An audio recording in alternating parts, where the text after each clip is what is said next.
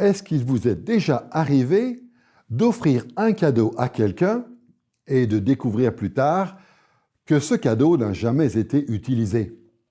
Un jour, un artiste a offert à un ami un magnifique tableau. Mais comme cet ami était très occupé, il a rangé le tableau dans un placard, le temps de décider où l'accrocher. Environ 1 an plus tard, l'artiste a rendu visite à son ami. Et en regardant autour de lui, il lui a demandé où était le tableau qu'il lui avait offert. Mais son ami avait complètement oublié ce tableau et il s'est senti très mal à l'aise quand il a fallu expliquer ce qui s'était passé. Peu importe les explications fournies, l'artiste en a déduit que son ami n'avait pas aimé son cadeau. Cette histoire illustre un peu ce qui se passe quand on construit sa théologie. En tant que chrétiens, nous croyons que Dieu nous a offert le cadeau de sa parole, mais la valeur que nous accordons à ce don se mesure en fonction du nombre de fois que nous l'utilisons. Quand nous ne dépendons pas de la Bible, nous signalons qu'elle a finalement très peu d'importance à nos yeux, et ce qui n'a pas de sens, c'est que nous essayons de construire notre théologie sans cette révélation. C'est notre 3e leçon dans notre série « Construire sa théologie », leçon que nous avons intitulée « Dépendre de la révélation ». Dans cette leçon, nous allons explorer comment nous pouvons utiliser le don de la révélation divine quand nous développons notre théologie. Cette leçon va se diviser en 3 parties principales. Nous allons d'abord explorer ce que les Écritures enseignent quand il s'agit de trouver la révélation.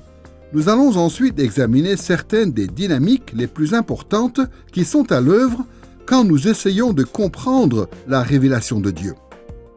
Nous allons enfin considérer différentes façons de développer la confiance que nous plaçons dans les conclusions théologiques que nous tirons de la révélation de Dieu. Commençons en explorant les différents endroits où nous pouvons trouver la révélation de Dieu. Les théologiens ont souvent parlé du Dieu qui se cache, le Deus absconditus. Et en effet, Dieu serait entièrement caché s'il ne s'était pas révélé à nous. Mais tous les vrais croyants doivent reconnaître que nous avons besoin de la révélation divine. Après tout, les prophètes de l'Ancien Testament, Jésus et les auteurs du Nouveau Testament ont tous parlé d'une seule voix sur cette question. Et beaucoup de chrétiens fidèles ont fait la même chose tout au long de l'histoire de l'Église. Il est tout simplement impossible de construire une théologie solide sur des spéculations purement humaines. Nous devons construire sur le solide fondement de la révélation divine. Mais tout cela soulève une question cruciale. Où trouver la révélation de Dieu? En essayant de répondre à la question « Où trouver la révélation ?», nous allons aborder 3 sujets. Nous allons d'abord étudier la doctrine de la révélation générale. Nous allons ensuite considérer la doctrine de la révélation spéciale. Nous allons ensuite examiner les liens entre ces 2 formes de révélation. Commençons par la révélation générale. L'un des principaux moyens que Dieu a utilisé pour se révéler aux hommes, c'est ce qu'on appelle souvent la révélation générale. L'adjectif « général » est utilisé pour indiquer que Dieu s'est révélé par l'intermédiaire de toutes les choses créées en général et à tous les hommes en général. On parle aussi parfois de révélation naturelle, car cette révélation est possible grâce à l'intermédiaire de la nature ou de la création. Dans la Bible, un certain nombre de passages parlent de la révélation générale. Par exemple, ce concept est mentionné dans Psaume chapitre 19, versets 1 à 6, Actes chapitre 14, versets 15 à 17 et Actes chapitre 17, versets 26 et 27. Mais la description la plus complète de la révélation générale se trouve sans doute dans Romains chapitre 1, versets 18 à 32, un passage bien connu.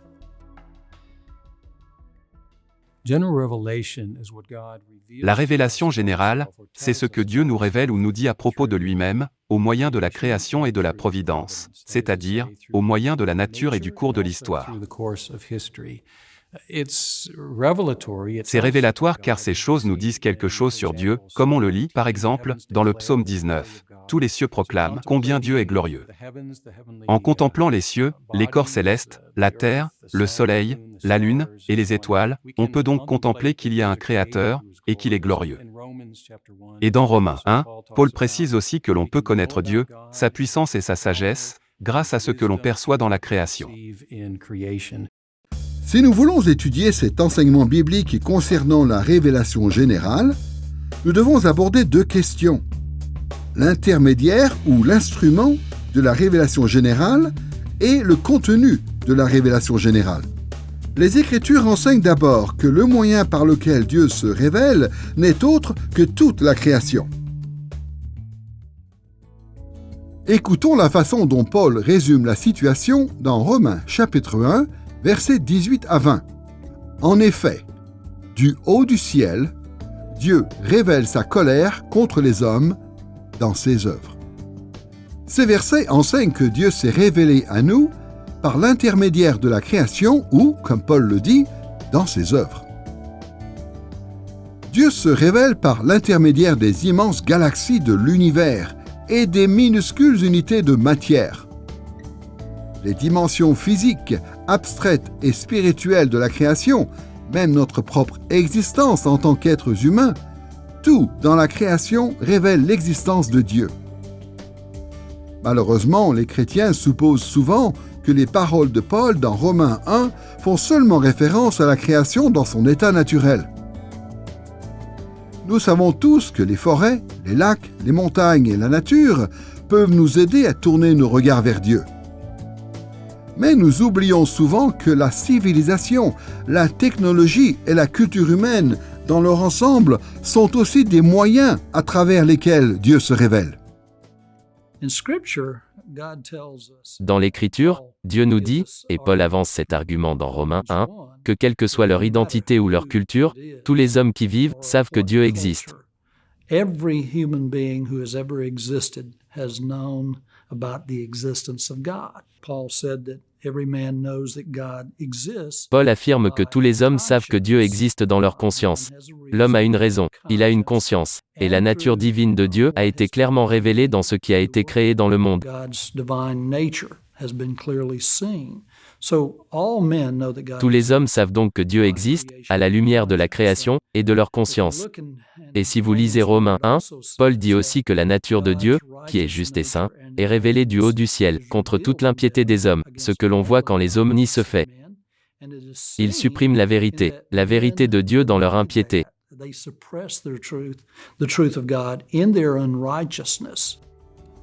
Comme nous le lisons dans Romains chapitre 1, verset 32.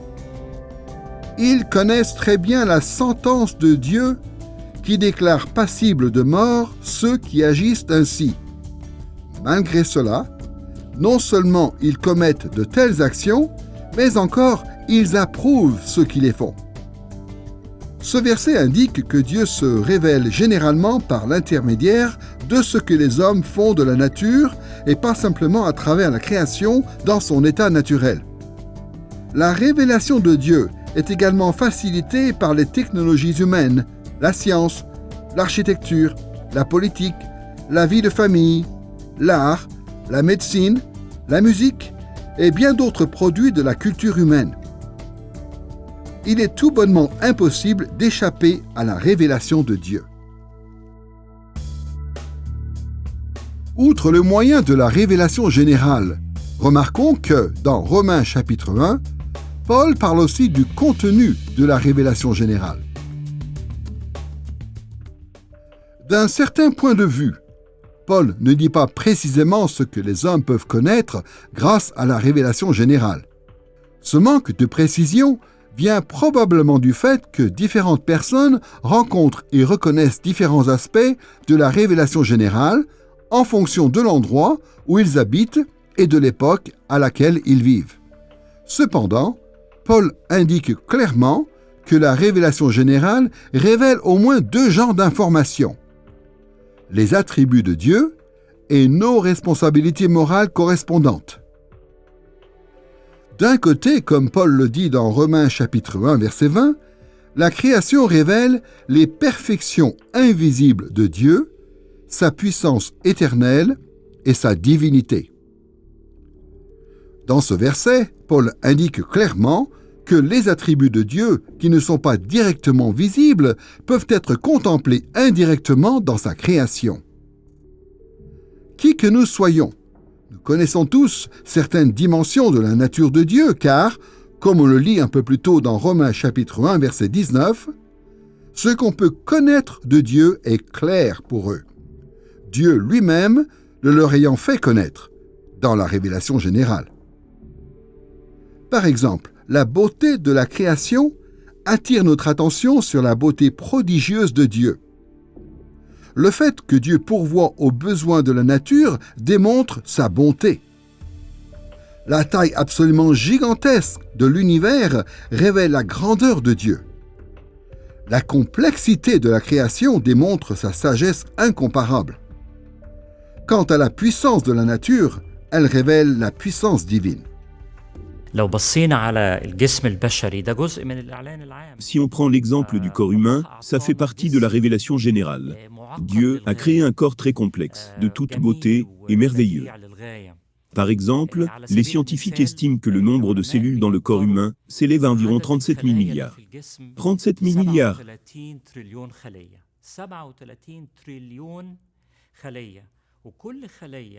Et chaque cellule a une certaine structure et une certaine fonction. Si on contemple l'espace qui nous entoure, on peut voir des choses merveilleuses. On a le système solaire, dont la Terre n'est qu'une planète qui tourne autour du Soleil et qui correspond à ce qu'on appelle le système solaire. Notre système solaire n'est simplement qu'un système solaire parmi un nombre incalculable d'autres systèmes solaires dans notre galaxie. Ce qui est encore plus fascinant, c'est que les scientifiques estiment qu'il y a des centaines de milliers de milliards de galaxies.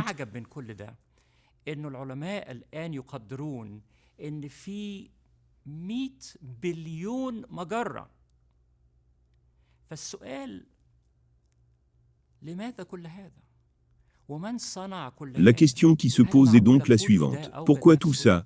Qui a fait tout ça? Est-il raisonnable de penser que tout ça s'est créé tout seul, ou bien tout ça a-t-il été créé par un Dieu sage et grand, rempli de majesté et de puissance, et qui n'a ni commencement ni fin? D'un autre côté, outre le fait qu'elle révèle les attributs invisibles de Dieu, la révélation générale communique des aspects de nos responsabilités morales devant Dieu. Relisons Romains chapitre 1 verset 32, passage dans lequel Paul parle de la nature pécheresse de la race humaine. Ils connaissent très bien la sentence de Dieu qui déclare passibles de mort ceux qui agissent ainsi.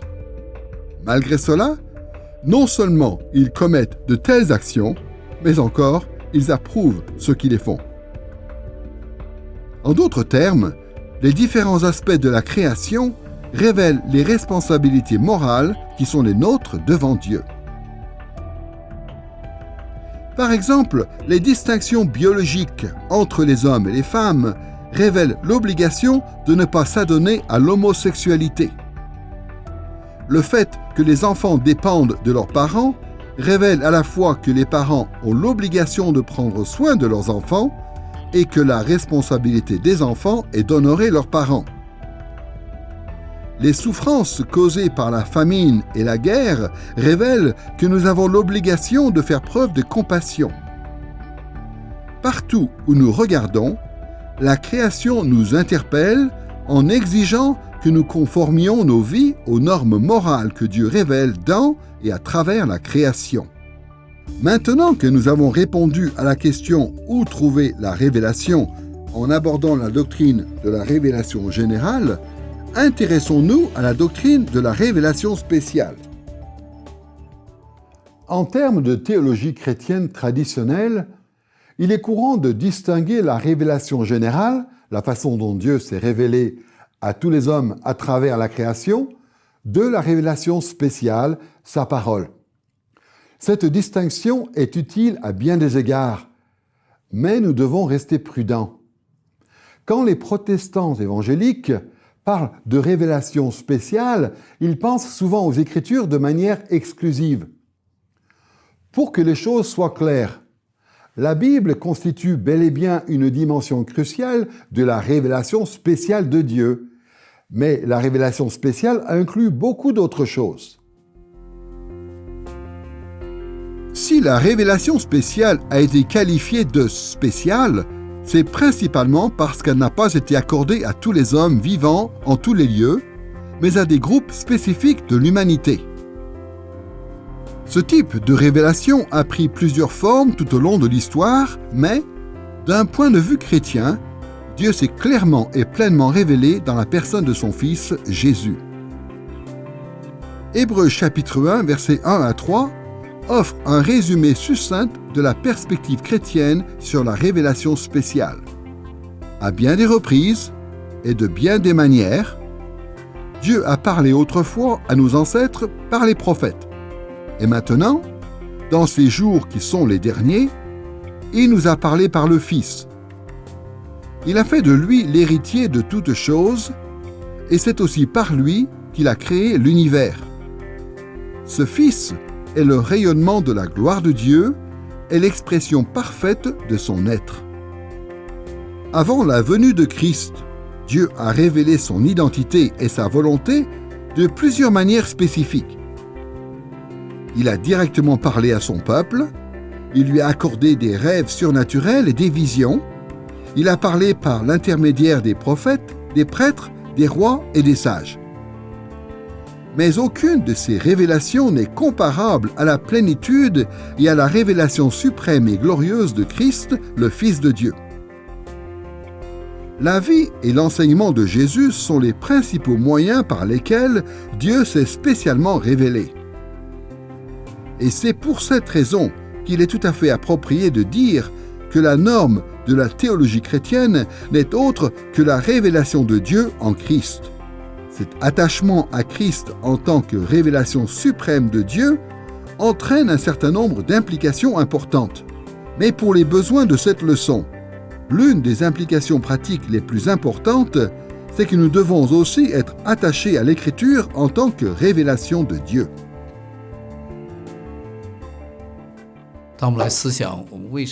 Quand on pense aux raisons qui nous poussent à nous soumettre à l'Ancien et au Nouveau Testament en tant que révélation de Dieu, on pense à la façon dont Jésus-Christ considère les Écritures. Quand Jésus lit l'Écriture, d'où son autorité vient-elle? Il affirme qu'il vient du Père, mais à plusieurs reprises, quand il fait référence à l'autorité du Père, ses paroles sont basées sur l'Ancien Testament.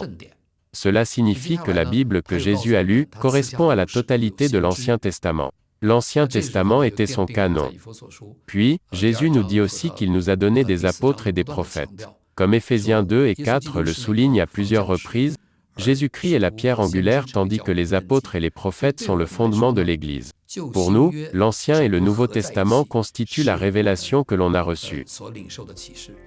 Ceux qui tournent leur regard vers Christ en tant que révélation suprême de Dieu doivent suivre son exemple et se soumettre à ses enseignements en acceptant l'Ancien et le Nouveau Testament en tant que révélation spéciale de Dieu pour son peuple aujourd'hui. Il est vital qu'on aime la Bible en tant qu'écriture, émanant de la pensée, du cœur de Dieu. Dieu est notre Père céleste et il nous parle en Christ. Et quand Dieu nous parle dans l'Écriture, on doit aimer ce qu'il nous dit. Et aucune partie de l'Écriture ne démontre autant d'amour pour la loi de Dieu que le psaume 119. Dans ce psaume, le psalmiste répète à maintes reprises « Oh, qu'est-ce que j'aime ta loi, et combien je médite sur cette loi jour et nuit. Je bois tes paroles, je pense à elles, et je m'en nourris. » Et il se délecte de cette loi, verset après verset, 167 versets pendant lesquels il se délecte de la loi de Dieu. Et je me dis que je devrais encore plus me réjouir de tout le plan de Dieu en tant que croyant du Nouveau Testament. Comme l'Épître aux Hébreux nous le dit, on a de meilleures promesses. On a l'accomplissement de la vie de Christ, et je peux donc aimer tout ce que l'auteur du psaume 119 aime, et bien plus encore. Nous avons vu que de nos jours, le fait de trouver la révélation de Dieu implique à la fois la révélation générale dans la création et la révélation spéciale dans l'Écriture. Intéressons-nous maintenant aux interconnexions entre ces doctrines. Le fait de discerner ces interconnexions nous aidera à comprendre que nous ne pouvons pas négliger ces deux formes de révélation. La dernière chose à faire quand on construit sa théologie, c'est ignorer les choses que Dieu a révélées, à la fois dans sa révélation générale et dans sa révélation spéciale. Jésus souligne l'importance de la révélation générale dans ses paraboles, mais aussi dans tous les passages où il s'inspire des expériences de la vie courante pour enseigner. Il souligne aussi l'importance de la révélation spéciale chaque fois qu'il fait référence aux Écritures. Mais pour que vous et moi puissions nous fier à ces formes de révélation comme Jésus l'a fait, nous devons bien comprendre qu'elles sont toutes les deux profondément liées. La révélation spéciale des Écritures nous guide quand nous réfléchissons à la révélation générale. De même, la révélation générale nous aide quand nous cherchons à comprendre la révélation spéciale de Dieu dans les Écritures. À chaque étape de notre cheminement, les deux vont de pair. Nous allons aborder deux aspects de ces interconnexions entre ces deux types de révélations. Le recoupement entre la révélation générale et la révélation spéciale, et la nécessité d'avoir ces deux formes de révélation. Intéressons-nous d'abord au recoupement entre la révélation générale et la révélation spéciale. Même si nous rangeons souvent révélation générale et révélation spéciale dans des catégories séparées, il faut reconnaître que ces deux formes de révélation ont beaucoup de points communs. Pour bien voir ces points communs, nous devons reconnaître que le contenu de ces deux formes de révélation est divers et varié. D'un côté, la révélation spéciale des Écritures aborde plusieurs sujets formant un continuum entre connaissances extraordinaires et connaissances très ordinaires. En fait, certaines parties de la Bible sont tellement extraordinaires que personne n'aurait pu les écrire à partir de simples observations ou de simples expériences, et ce même avec l'aide de Dieu. Ces parties de la Bible ont été révélées de manière extraordinaire et surnaturelle. Les exemples les plus évidents de ce genre de révélation se trouvent dans certaines parties de Daniel, de Joël et de l'Apocalypse. Les hommes qui ont écrit ces livres ont reçu leurs informations grâce à des visions et d'autres moyens surnaturels qui leur ont été accordés de manière spéciale. Dans ce sens, on peut qualifier ces parties de l'Écriture de révélations très spéciales. En parallèle de ce continuum, nous constatons l'apparition d'une sorte d'intermédiaire au sein duquel se trouve un mélange d'éléments ésotériques ou extraordinaires, ainsi que des informations révélées par l'Esprit grâce à des moyens ordinaires. Prenons par exemple le livre des Rois et l'Évangile de Luc, dont les auteurs indiquent explicitement qu'ils ont rassemblé une grande partie de leurs informations à partir de sources humaines ordinaires. Le livre des Rois fait référence aux annales royales d'Israël et de Juda. Luc, de son côté, précise qu'il a rassemblé ces informations sur la base de témoins qui ont vu le Christ. Des informations spéciales et surnaturelles ont certainement été ajoutées au fur et à mesure que l'Esprit de Dieu a guidé ces auteurs bibliques. Ces derniers ont reçu des révélations sur la précision des informations découvertes dans leurs sources, révélations qui leur ont permis d'interpréter ces sources et de connaître des choses qu'ils n'auraient pas pu découvrir par des moyens ordinaires. Ainsi, dans ce sens, il y a dans ces parties de la Bible un mélange d'éléments ésotériques et ordinaires. Au-delà de ces considérations, de grandes parties de l'Écriture sont composées d'informations plus ordinaires, mais tout à fait inspirées. Cela s'explique par le fait que le Saint-Esprit guide souvent les auteurs bibliques en leur permettant de faire de bonnes observations sur des expériences ordinaires. Par exemple, dans Proverbes chapitre 30, verset 25, nous lisons « Il y a les fourmis qui forment un peuple faible, mais qui préparent leur nourriture pendant l'été. » Cette affirmation est inspirée et vraie, mais elle résulte de l'observation de la nature et non d'une vision ésotérique. Ainsi, dans ce sens, La révélation spéciale contient des informations que nous associons généralement à la révélation générale. Ces informations correspondent au genre de choses que tout le monde, ou presque, remarque en observant le monde. On peut même dire que ces parties de la Bible relèvent d'une révélation spéciale généralisée. Dans Proverbe 14:20, il est dit « Personne n'aime le pauvre, même pas son compagnon. Mais le riche a beaucoup d'amis. » Dans ce verset, l'auteur ne porte pas nécessairement un jugement de valeur positif ou négatif, mais il est simplement capable d'observer et de comprendre ce qui se passe dans une situation donnée. Il parle de toutes sortes de choses que nous rencontrons tout le temps. Qu'il s'agisse de relations, du rapport à l'autorité, de la façon de gérer notre argent, nos relations avec nos parents, notre travail, et même notre comportement à table. Toutes sortes de questions vraiment pratiques comme ça.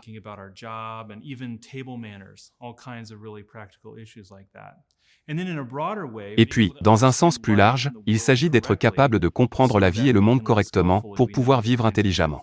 Nous savons quels sont les genres de pièges à éviter. Nous savons ce qu'il faut faire pour réussir dans la vie. Et c'est la Bible qui commence à nous aider à comprendre que si nous voulons vraiment vivre intelligemment, nous devons vivre dans la crainte de l'Éternel.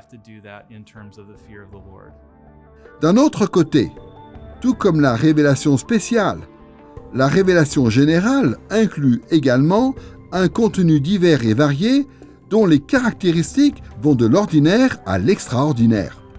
À un extrême de ce continuum, la révélation générale contient des éléments très ordinaires, des choses connues de la plupart des gens et même de tous les hommes qui aient jamais vécu. Tout le monde, ou presque, sait que le monde est immense et recouvert d'une vaste étendue que l'on appelle le ciel.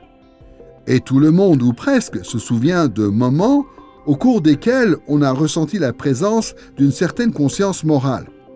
Ces expériences quasi universelles ont toujours révélé Dieu et sa volonté pour l'humanité et correspondent à ce qu'on pourrait appeler la révélation très générale. Vers le centre de l'éventail de la révélation générale, nous trouvons un mélange d'éléments de la révélation générale et de la révélation spéciale. Ces éléments correspondent à des expériences créationnelles qui sont seulement accordées à certaines personnes, car ces expériences sont limitées d'une certaine manière dans l'espace et dans le temps. Par exemple, la force du vent provoquée par un grand ouragan révèle la puissance de Dieu. Mais beaucoup de gens n'ont jamais vu un ouragan de leurs propres yeux.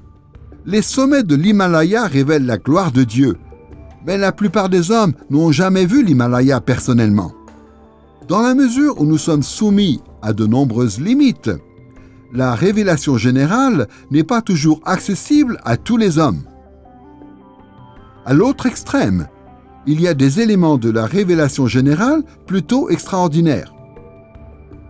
Ces éléments impliquent des moments pendant lesquels les hommes reconnaissent, même sans connaître le seul vrai Dieu, certaines des vérités que Dieu a révélées.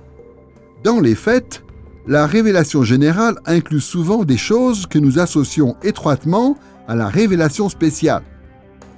Par exemple, certaines religions non chrétiennes croient qu'il n'y a qu'un seul Dieu, et beaucoup de religions distinguent l'ordinaire du sacré, conformément à ce qu'enseigne la vraie foi chrétienne. Le meurtre est condamné par la plupart des religions qui préconisent également une justice sociale de base. Dans le monde de la Bible, d'autres religions ressemblent parfois de près à la vraie foi biblique de manière remarquable. Et encore aujourd'hui, les missionnaires racontent que certains peuples non évangélisés ont des croyances très similaires à la foi chrétienne. Dans ce cas, on peut parler de révélation générale spécialisée. Ainsi, en réfléchissant au rôle de la révélation spéciale et de la révélation générale en théologie, nous devons nous rappeler deux choses qui sont souvent oubliées. D'un côté, nous devons nous rappeler que la révélation spéciale nous apprend des choses qui sont relativement connues de tout le monde et qui peuvent aussi être observées dans la révélation générale. Voilà pourquoi nous considérons que l'Écriture est notre autorité, non seulement en matière strictement religieuse et morale, mais aussi dans le domaine de l'histoire et de la science. D'un autre côté, nous devons aussi comprendre que la révélation générale a beaucoup de choses à nous apprendre sur des sujets que nous trouvons normalement dans l'Écriture. En fait, comme nous le verrons dans ces leçons, beaucoup de vérités théologiques dont il est question dans l'Écriture sont également dévoilées dans la révélation générale. Voilà pourquoi nous devons observer attentivement la révélation générale pour que Dieu nous guide, même dans les domaines qui sont extrêmement religieux. En considérant les interconnexions qui existent entre révélation générale et révélation spéciale, nous avons vu les différentes façons dont ces liens se recoupent. Intéressons-nous maintenant à notre deuxième question. Pourquoi avons-nous besoin de deux formes de révélation? Quelle est la contribution de chacune de ces révélations? D'un côté, nous avons besoin de la révélation spéciale car elle dépasse la révélation générale de bien des manières. Le but de la révélation spéciale, c'est de préciser, de clarifier et de révéler qui est Dieu et quelle est sa volonté au-delà de ce qui est présenté dans la révélation générale. Par exemple, pensons à Adam et Ève. Certains théologiens ont récemment observé que Dieu leur a accordé une révélation à la fois spéciale et générale, alors qu'ils étaient encore à l'état d'innocence, avant la chute dans le péché. Dans la mesure où Adam et Ève étaient sans péché, nous pouvons être sûrs qu'ils savaient beaucoup de choses sur Dieu et sur sa volonté à la lumière de la création. Pourtant, même avant la chute, la théologie n'était pas censée provenir de l'observation de la création sans l'aide de la révélation spéciale. Dieu a aussi accordé à Adam et Ève une parole spéciale et des instructions spécifiques concernant l'arbre de la connaissance du bien et du mal, le fait de prendre soin du jardin, de se multiplier, d'aller au-delà des frontières du jardin et de dominer sur toute la terre. Bien sûr, une fois que le péché est entré dans le monde, la révélation spéciale s'est aussi concentrée sur le plan de salut de Dieu. Même si la révélation générale révèle que nous sommes tous sous le coup du jugement de Dieu, seule la révélation spéciale révèle le salut possible en Christ. Depuis la chute dans le péché, le processus consistant à construire sa théologie à partir de la révélation générale, ce qu'on appelle parfois la théologie naturelle, doit être guidé par la révélation spéciale. Autrement, il est plus que probable que nous comprendrons de travers ce que Dieu a révélé dans la création. Je pense qu'il faut être très prudent quand il s'agit de savoir ce que l'on peut apprendre sur Dieu à partir du concept ou de la catégorie de la théologie naturelle. Je pense que l'on peut vraiment s'appuyer sur des versets comme Romains 1, 20, qui parlent de la majesté et de la puissance de Dieu. Je pense que l'on peut vraiment se fier à ces passages, quand il s'agit de savoir ce que l'on peut apprendre. Mais je veux m'empresser de dire qu'on a désespérément besoin de la révélation spéciale pour avoir la bonne perspective. On a donc besoin de la révélation spéciale pour tester les raisonnements humains, les raisonnements autonomes ou indépendants, devrais-je dire, car le royaume créé donne lieu à des choses qui peuvent être mal interprétées et mal comprises.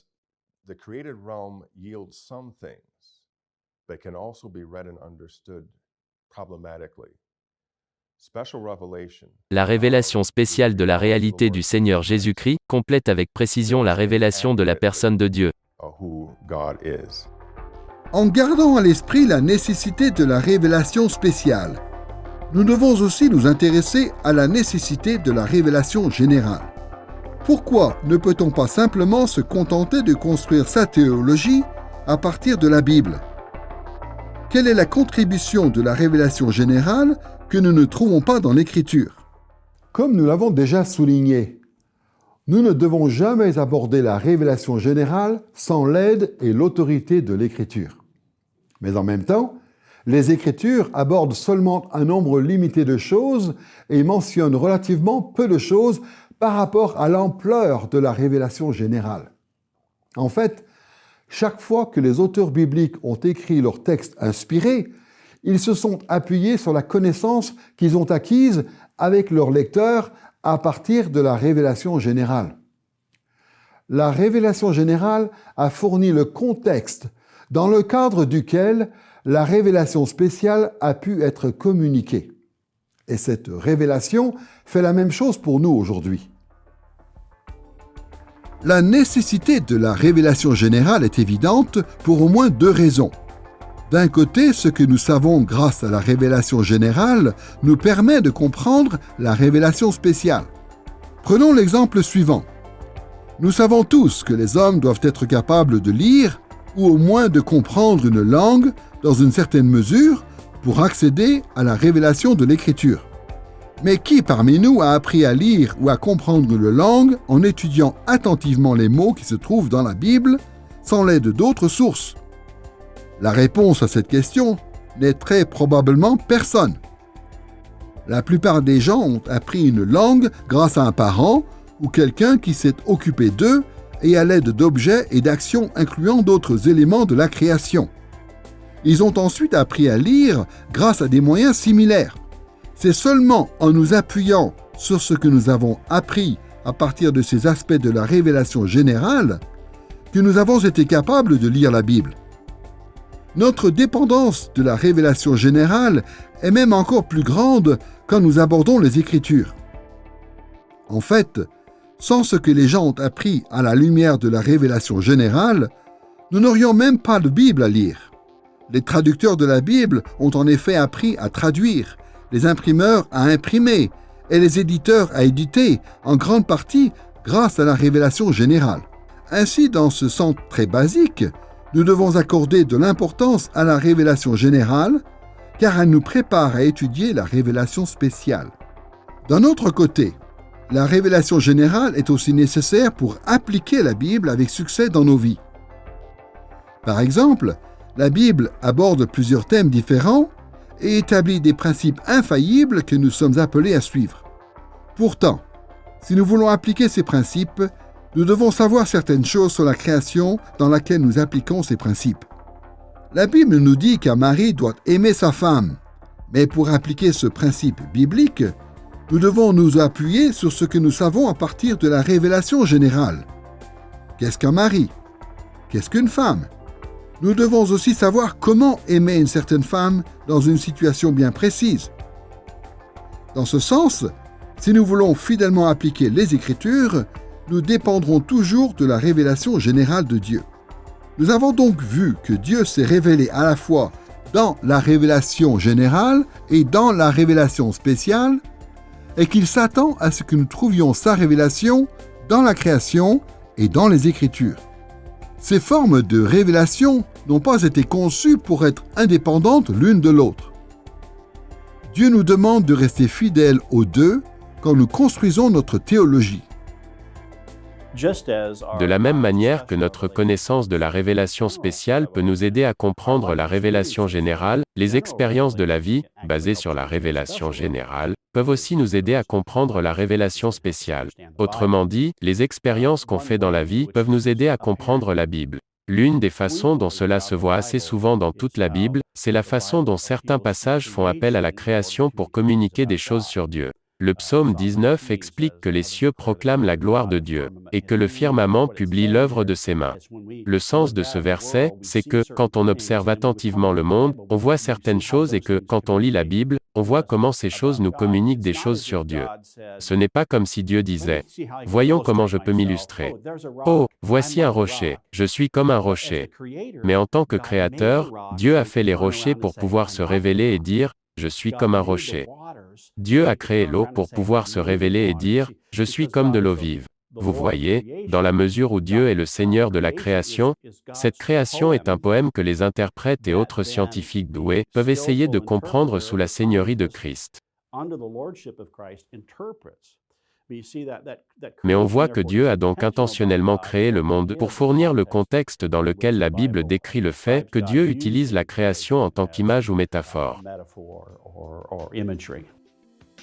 Après avoir vu qu'il fallait tourner ses regards vers la révélation spéciale et la révélation générale pour trouver la révélation de Dieu, intéressons-nous maintenant à notre deuxième sujet, la compréhension de la révélation. Comment devons-nous comprendre la révélation pour que nous puissions en extraire une théologie? Reconnaître la façon dont Dieu s'est révélé et nous a fait connaître sa volonté, c'est une chose. Mais formuler une réponse théologique appropriée, c'est tout autre chose. Même les chrétiens sincères qui se sont totalement engagés à dépendre de la révélation générale et de la révélation spéciale de Dieu vont dans des directions différentes quand ils construisent leur théologie. En fait, l'histoire de la théologie chrétienne formelle et informelle pourrait s'écrire en fonction des désaccords sur une multitude de questions liées à l'orthodoxie, l'orthopraxie et l'orthopathos. Pourquoi en est-il ainsi? Parce que le processus consistant à comprendre comment la révélation divine devrait impacter notre théologie est complexe. Pour bien comprendre comment ce processus consistant à comprendre la révélation fonctionne, nous allons regarder dans 3 directions. Nous allons d'abord explorer l'obstacle du péché. Nous allons ensuite étudier l'illumination du Saint-Esprit. Nous allons enfin aborder les conséquences de ces dynamiques sur notre théologie. Voyons d'abord dans quel sens le péché constitue un obstacle quand nous essayons de comprendre la révélation de Dieu. Tous les chrétiens savent que le péché est une réalité non seulement dans la vie des autres, mais aussi dans nos propres vies. Tous les vrais croyants ont été libérés de la tyrannie du péché et du jugement éternel de Dieu qui va s'abattre sur le péché. Mais le péché continue à exercer son influence dans tous les domaines de nos vies. Le péché corrompt et nous ne laisse pas d'autre choix que de construire notre théologie en tant que créatures déchues, vivant dans un monde déchu. La triste réalité, c'est que nous devons reconnaître que le péché a exercé une grande influence sur les hommes. En fait, cette influence a eu un tel effet que, si Dieu ne la contrôlait pas, nous rejetterions tous sa révélation de toutes nos forces. Sans la grâce commune et spéciale de Dieu, tous les efforts que nous faisons pour reconnaître et développer notre théologie à partir de la révélation de Dieu seraient vains. Pour reprendre une expression traditionnelle en théologie, on parle souvent de ce problème en termes d'effet noétique du péché, une expression qui vient du mot grec « nous », signifiant « penser ». Ce problème renvoie à la façon dont le péché a négativement influencé notre intellect et notre compréhension. Pour explorer les obstacles des effets noétiques du péché, nous allons d'abord considérer comment le péché obscurcit nos pensées et nous empêche de discerner la révélation générale. Nous verrons ensuite comment le péché nous empêche de discerner la révélation spéciale. Commençons par la révélation générale. Comme nous l'avons déjà dit, tous ceux qui vivent sur la terre ont accès à certaines dimensions de la révélation générale. Mais à cause du péché, nous étouffons une grande partie de ce que nous connaissons, ce qui nous rend aveugles quand il s'agit de voir tout ce que la révélation peut nous offrir. Dans Romains chapitre 1, verset 18, Paul dit qu'à cause du péché, les non-juifs qui connaissent la vérité de la révélation générale ne respectent pas la volonté de Dieu et étouffent ainsi malhonnêtement la vérité. Autrement dit, le péché nous force à étouffer la vérité qui est clairement révélée dans la création. Nous nions la vérité révélée dans la création et nous nous en détournons. Dans le même chapitre, Paul écrit aussi, des versets 24 à 28, que les non-croyants violent les principes moraux révélés dans la révélation générale et que Dieu les abandonne ainsi aux passions de leur cœur, à des passions avilissantes et à des pensées faussées. Ce sont ces passions et cette débauche qui guident nos cœurs et qui déforment ou endommagent notre vision, pour ainsi dire. Ce n'est pas tant que nous ne pouvons pas du tout voir la vérité de la révélation générale, car nous en sommes capables. Mais dans la mesure où nous sommes éloignés de la grâce de Dieu, nous déformons les faits de la révélation générale pour nous conformer à nos désirs corrompus. Nous appelons la vérité mensonge et le mensonge vérité. Nous appelons le bien mal et le mal bien. Je ne comprends pas comment on peut penser un seul instant que le péché n'a pas affecté l'esprit humain, ce qu'on appelle souvent les effets noétiques du péché. Il me semble clair, en effet, qu'il nous arrive parfois de ne pas penser correctement. Bien sûr, il faut être honnête. Certains réfléchissent mieux que d'autres dans des situations différentes, et une même personne peut changer et faire le bien dans une situation et le mal dans une autre. Mais la réalité, c'est que les êtres humains commettent des erreurs. Les êtres humains ont délibérément perverti les vérités qu'ils voient autour d'eux pour des raisons diverses et variées. Les gens peuvent facilement se tromper quand il s'agit de savoir ce qui est bien et ce qui est mal. Ce que je veux dire, c'est qui ne s'est jamais retrouvé dans une situation qu'on a d'abord considérée comme positive, pour ensuite découvrir, à la lumière de la Bible, qu'elle n'était pas vraiment positive.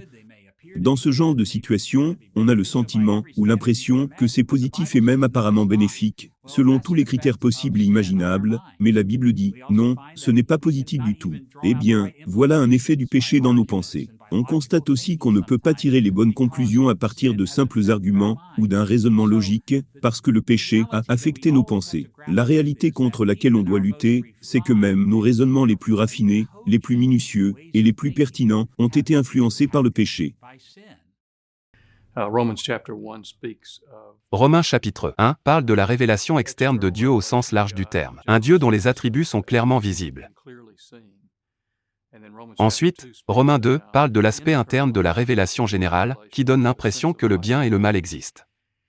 Mais pour discerner de manière précise cette impression de bien et de mal, on doit se tourner vers les Écritures. Dans la mesure où tous les hommes sont déchus, l'interprétation de cette impression de bien et de mal est une interprétation déchue. Et le seul critère objectif que l'on a, c'est la parole de Dieu. Ainsi, l'Écriture est absolument nécessaire pour nous éclairer en matière de normes éthiques. Après avoir considéré l'obstacle que représente le péché dans notre aptitude à utiliser la révélation générale de manière appropriée, intéressons-nous maintenant à la révélation spéciale. Comment le péché affecte-t-il la façon dont nous utilisons la révélation spéciale, et notamment la révélation de Dieu dans l'Écriture? Le péché, c'est plus qu'un simple obstacle extérieur qui nous empêche de comprendre l'Écriture. C'est aussi un obstacle interne. Par exemple, Romains chapitre 7 décrit le péché comme une force étrangère intérieure, qui maîtrise même notre aptitude à désirer la vérité.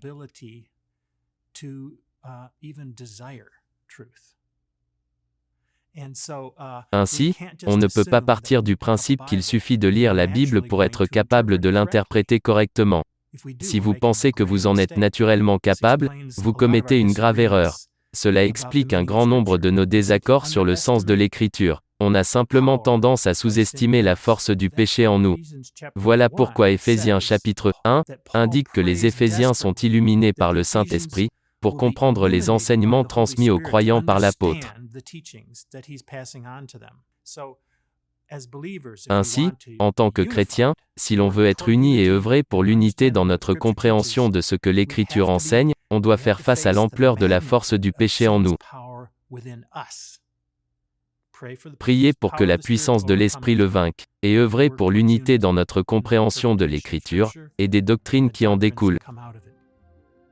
La Bible elle-même montre qu'à cause du péché et dépourvu de la grâce de Dieu, les hommes résistent à l'enseignement de l'Écriture.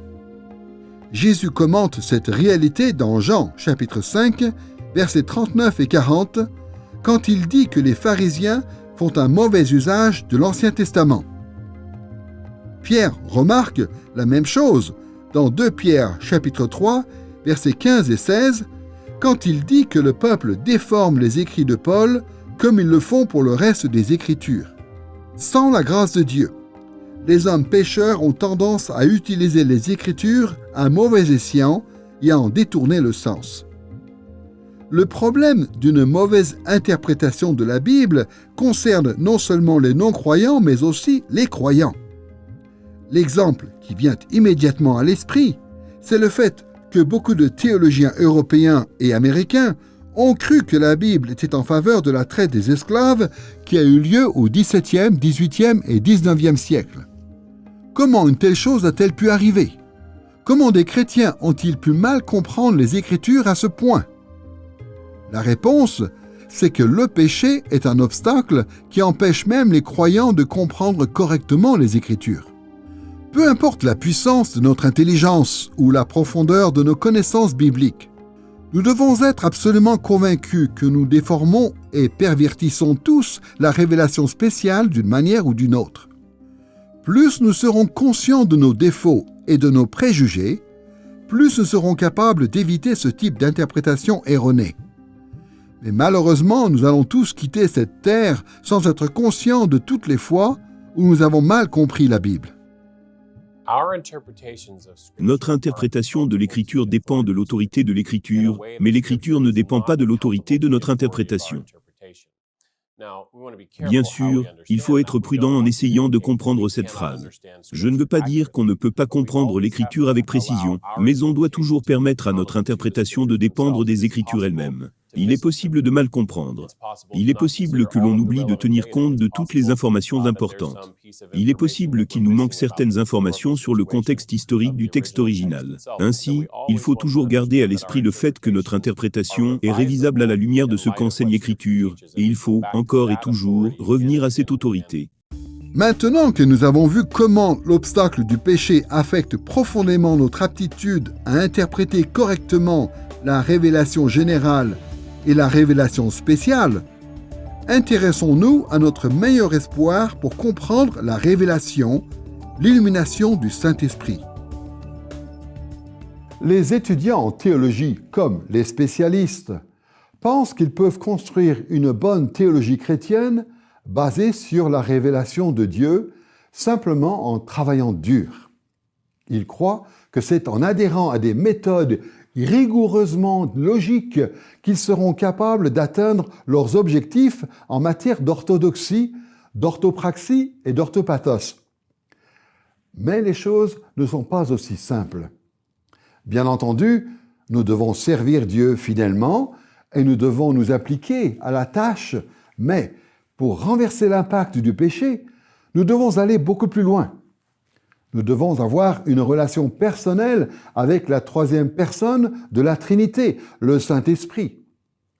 L'Esprit de Dieu illumine notre esprit pour nous permettre de comprendre la révélation de Dieu et de l'appliquer correctement quand nous construisons notre théologie. Bien trop souvent, les chrétiens ne comprennent pas dans quelle mesure une théologie qui s'inspire vraiment de la révélation de Dieu résulte du ministère personnel du Saint-Esprit dans nos vies.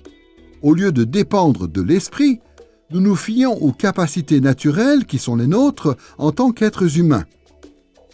Dans l'esprit du modernisme des Lumières, nous pensons être capables de construire une théologie authentique en étant rationnels et en appliquant des méthodes bien définies pour comprendre la révélation de Dieu. Mais en réalité, nos capacités rationnelles n'existent pas indépendamment de la condition déchue de la création. Dans notre état déchu, le péché obscurcit notre esprit et notamment nos capacités linguistiques et logiques, ce qui nous empêche de comprendre la révélation correctement. Nous avons besoin de quelque chose de plus, quelque chose qui dynamise nos capacités rationnelles, linguistiques, mais aussi empiriques.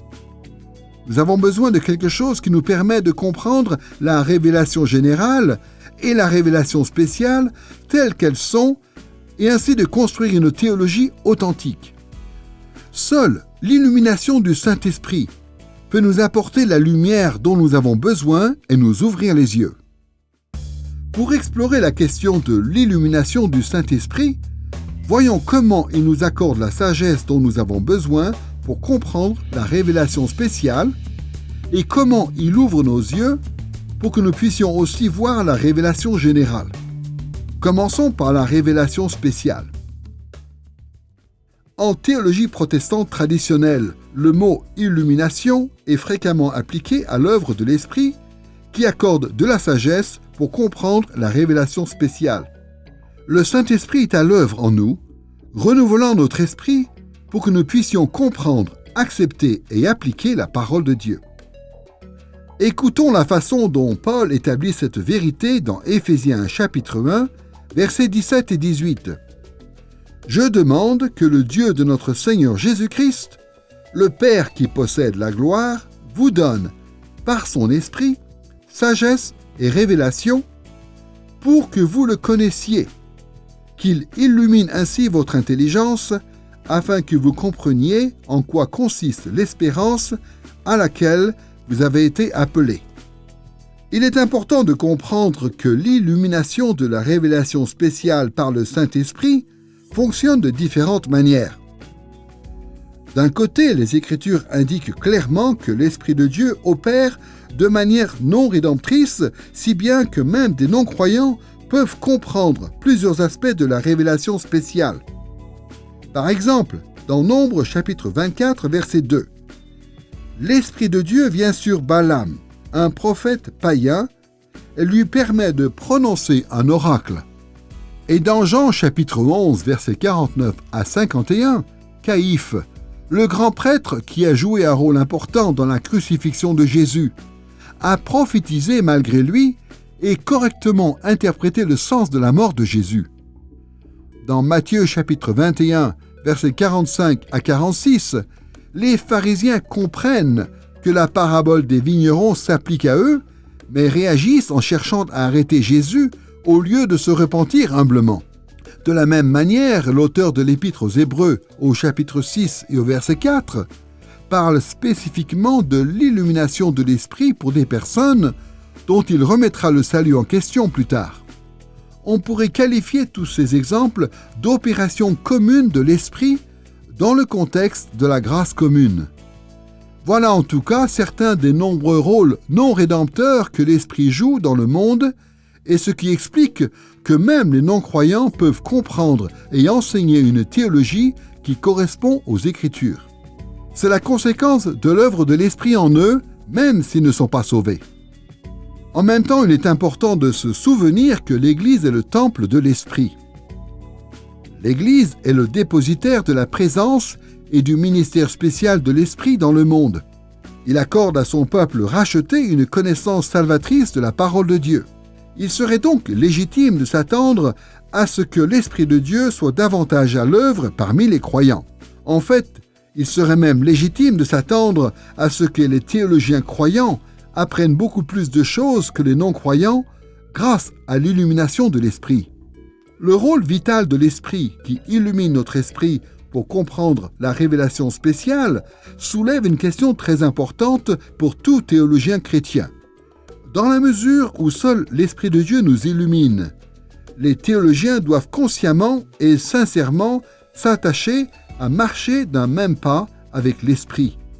La théologie n'est pas un projet impersonnel que nous pouvons accomplir par nos propres forces. Il faut personnellement et très régulièrement entrer en contact avec le Saint-Esprit et être sensible à son œuvre pour être sanctifié et pour espérer extraire une théologie authentique de la révélation spéciale. Nous avons de bonnes raisons de penser que nos conclusions théologiques sont correctement déduites des Écritures seulement quand nous nous consacrons pleinement à chercher la direction de l'Esprit de grâce. À un certain niveau, quand il s'agit de comprendre le contexte de n'importe quel texte de l'Écriture, l'intention de l'auteur ou la langue dans laquelle ce texte a été écrit pour être traduit, un non-croyant sera peut-être capable d'effectuer un travail de meilleure qualité qu'un croyant. On peut donc dire de manière isolée qu'un non-croyant peut lire un texte biblique et bénéficier tout autant de son enseignement qu'un croyant, d'un point de vue factuel, ou quand il essaye de comprendre certains éléments à propos de la langue ici et là. Mais l'œuvre du Saint-Esprit est telle qu'on est appelé à être de plus en plus sanctifié et, avec le temps, le Saint-Esprit devrait être de plus en plus actif et nous permettre de découvrir ce que Dieu a voulu dire dans l'Écriture. Je pense que c'est donc l'un des contextes fondamentaux dans lequel les non-croyants et les croyants vont aborder les choses différemment.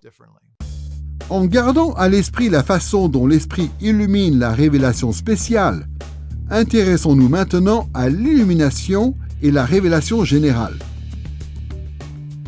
La plupart des chrétiens seraient tout à fait d'accord pour dire que pour étudier et comprendre la révélation spéciale de Dieu, nous avons besoin de l'illumination du Saint-Esprit. Nombreux sont ceux parmi nous qui prient avant de commencer à lire les Écritures, car ils savent combien ils dépendent de l'aide de l'Esprit.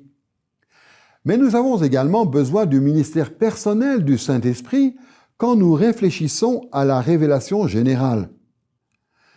La révélation de Dieu dans la création est tellement vaste et complexe qu'il nous faut plus que de simples capacités naturelles pour nous permettre d'étudier et de vivre une théologie chrétienne.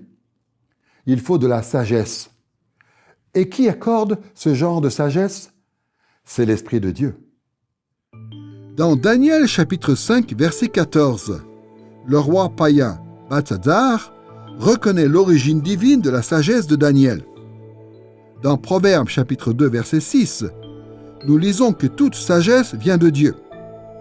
De la même manière, selon Exode chapitre 31, verset 3, les artisans Betsaléel et Oholiab étaient habiles dans leur travail parce qu'ils étaient remplis du Saint-Esprit. Tous ces exemples, et bien d'autres encore, enseignent que l'illumination de l'Esprit n'est pas seulement nécessaire dans la révélation spéciale, mais aussi dans la révélation générale. Écoutons ce que dit Jean Calvin dans le livre 2, chapitre 2, de son institution de la religion chrétienne. Dans ce chapitre, Calvin parle de l'œuvre de l'Esprit quand les hommes découvrent la vérité dans la révélation générale. Lorsque nous discernons chez les écrivains païens une admirable lumière de vérité, nous sommes exhortés à reconnaître que la nature humaine, bien que déchue de sa perfection et très corrompue, est cependant comblée de nombreux dons de Dieu. Si nous admettons que l'Esprit de Dieu est comme la fontaine unique de vérité, nous ne mépriserons pas la vérité où qu'elle apparaisse, autrement nous ferions injure à l'Esprit de Dieu. Si le Seigneur a voulu que les méchants et les incroyants nous permettent de comprendre la physique, la dialectique et les autres disciplines, il nous faut les utiliser à cela, de peur que notre intelligence ne soit jugée, parce que nous aurons méprisé les dons de Dieu là où ils nous étaient offerts. Comme Calvin l'explique, l'Esprit de Dieu enseigne aux croyants comme aux non-croyants les vérités de la révélation générale. Cet Esprit est la seule lumière de vérité. C'est la raison pour laquelle il est insensé d'essayer de construire une théologie chrétienne par la puissance de la chair, même pour répondre à des questions liées à la révélation générale. Tout comme il serait insensé de chercher à être sauvé par la puissance de la chair. Tout ça pour dire que, si nous voulons réussir à construire une théologie à partir de la révélation de Dieu, cela ne se fera pas automatiquement et ce n'est pas quelque chose que l'on peut faire en comptant sur ses propres forces. Quand on essaie de comprendre la révélation correctement, on fait une véritable expérience spirituelle qui nous rend humbles, car on se heurte constamment aux limites de nos capacités naturelles et on se retrouve dans une situation où notre dépendance de l'Esprit de Dieu doit être constamment renouvelée. Donc, quand Calvin dit qu'il ne faut pas mépriser la vérité, quel que soit l'endroit où elle se trouve, il est important de ne pas oublier le contexte dans lequel il dit cela. Son but, c'est de dire que les hommes sont prédisposés à chercher la vérité. C'est l'une des choses qui nous distingue, par exemple, des animaux. Nous avons intrinsèquement tendance à chercher la vérité. Et de ce fait, Dieu, qui est la lumière ultime de vérité, communique la vérité par l'intermédiaire de ses créatures humaines. Mais il le fait d'une manière qui dépend de lui seul et non de nous. La vérité ne se trouve pas dans le cœur de l'homme, mais dans la personne de Dieu. Et donc, quand Calvin dit qu'il ne faut pas rejeter la vérité, quel que soit l'endroit où elle se trouve, ou la condamner si elle se trouve à l'extérieur du monde chrétien, il le fait d'une manière qui, je pense, reconnaît que la vérité ultime appartient à Dieu et qu'elle n'est pas une sorte de produit de l'effort humain. Dans le cadre de la dynamique entre l'obstacle du péché et l'illumination du Saint-Esprit, qui nous permet de comprendre la révélation générale et la révélation spéciale, il est possible de s'attendre à certains résultats dans le processus qui consiste à construire sa théologie. Bien souvent, la tension entre le péché et l'esprit nous oblige à faire face à des situations dans lesquelles les conclusions de nos recherches sur la révélation spéciale et la révélation générale semblent incompatibles. Construire sa théologie est une tâche relativement facile du moment que tout ce que nous croyons à partir de l'enseignement de l'Écriture s'intègre harmonieusement dans notre compréhension de la révélation générale. Il n'est pas difficile de croire en la véracité du témoignage historique de la Bible du moment que l'archéologie apporte les preuves de cette véracité. Il n'est pas difficile de respecter les principes moraux enseignés dans la Bible du moment qu'ils coïncident avec nos mœurs culturelles. On est facilement d'accord avec ce qu'enseigne l'Écriture sur les émotions du moment qu'elles s'accordent harmonieusement avec nos expériences quotidiennes. Mais soyons réalistes. Il peut nous arriver de lire quelque chose dans la Bible qui va contre le vécu de notre expérience générale de la vie. Comme nous l'avons vu, les chrétiens doivent construire leur théologie à la fois sur la révélation générale et sur la révélation spéciale. Alors que faire quand les deux révélations semblent incompatibles? Nous devons tout d'abord aborder de telles situations en ayant la ferme conviction que la révélation générale et la révélation spéciale ne se contredisent jamais en réalité. Dans la révélation générale, comme dans la révélation spéciale, c'est le même Dieu qui parle, le Dieu qui ne peut que dire la vérité parce qu'il ne peut pas mentir. Nous devons, en outre, comprendre que Dieu n'a aucun mal à réconcilier ce qu'il révèle dans la création avec ce qu'il révèle dans l'Écriture. Peu importe le décalage apparent qu'il peut y avoir entre ces deux sources de révélation, nous savons que, du point de vue de Dieu, ces deux sources sont vraies et tout à fait compatibles dans les faits. Nous devons ensuite nous rappeler que ce que nous savons de la révélation spéciale et de la révélation générale ne parle jamais de révélation en soi, mais de notre compréhension de la révélation, compréhension qui n'est jamais à la hauteur de la perfection. Même si la révélation générale et la révélation spéciale viennent de Dieu et ne sont donc jamais en conflit, nos compréhensions de ces révélations peuvent tout à fait entrer en conflit car elles viennent de nous. Quand nous rencontrons des différences entre la révélation spéciale et la révélation générale, il y a 4 façons principales d'évaluer la situation. Premièrement, il est possible que nous ayons mal compris la révélation spéciale et que nous devions donc changer notre interprétation de l'Écriture sans pour autant rejeter la Bible elle-même. Deuxièmement, un conflit peut surgir si nous avons une mauvaise compréhension de la révélation générale. Il arrive parfois que nous tirions des conclusions à partir de nos expériences et que ces conclusions doivent être corrigées par l'Écriture. Troisièmement, il se peut que nous ayons mal compris la révélation spéciale et la révélation générale. Il est possible que les expériences que nous faisons dans le monde ne correspondent pas à l'enseignement biblique car nous n'avons pas compris l'Écriture correctement et pas réussi à évaluer nos expériences correctement. Quatrièmement, il se peut que nous ayons rencontré un mystère qui dépasse tout simplement la compréhension humaine. Pensons à la Trinité par exemple. Notre expérience de la révélation générale ne nous permet pas vraiment de nous attendre à un être en 3 personnes. C'est pourtant ce que la Bible enseigne à propos de Dieu. Comment réconcilier ces 2 points de vue?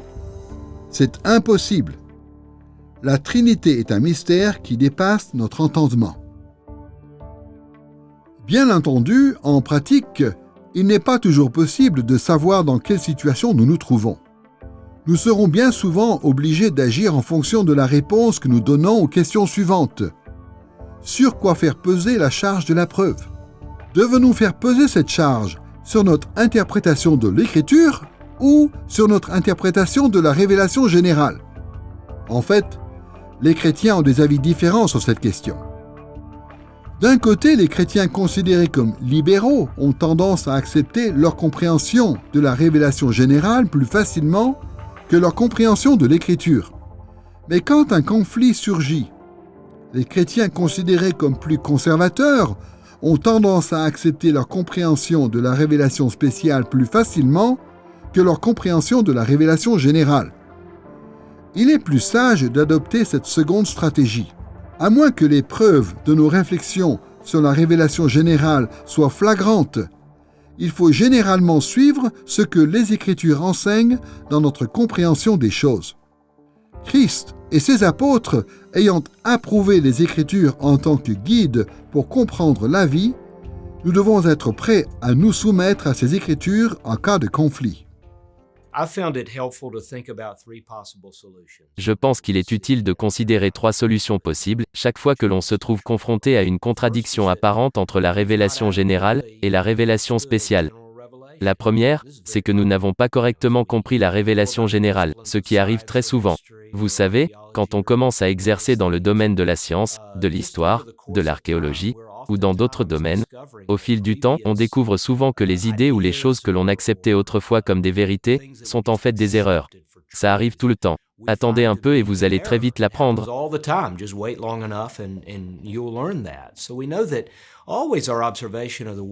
On sait donc que notre observation du monde est seulement partielle. Et bien souvent, notre interprétation de l'écriture peut s'avérer erronée. On peut en effet se tromper. En fait, on se trompe souvent. C'est donc une autre solution possible.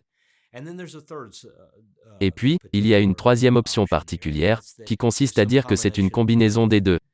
Autrement dit, il est possible que l'on ait mal compris la révélation générale, et que l'on n'ait pas pleinement compris la vérité de l'écriture dans un domaine précis en même temps.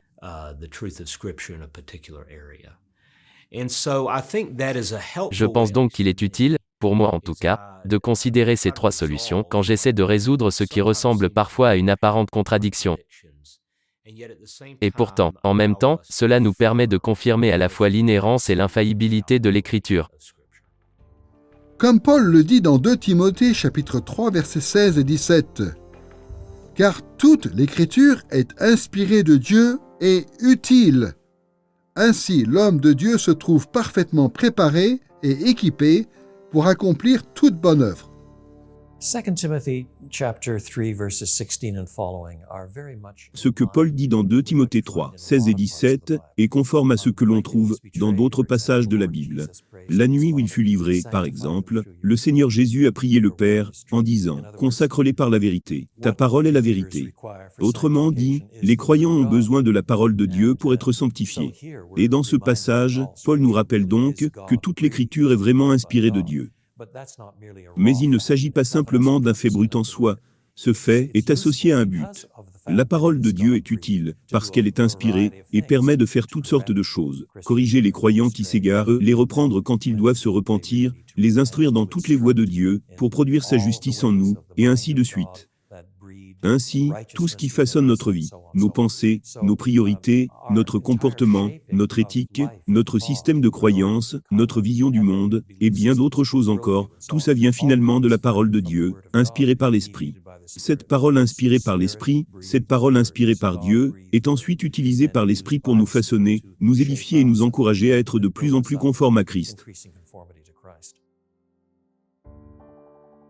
Mais en même temps, nous ne devons jamais oublier que notre compréhension de l'Écriture est corrompue par le péché et que nous devons donc sans cesse reconsidérer certaines questions. Au fil des siècles, la pratique des croyants a consisté à soumettre leur jugement à ce que la Bible enseigne, tout en sachant qu'ils devront peut-être corriger leur mauvaise compréhension de la Bible plus tard.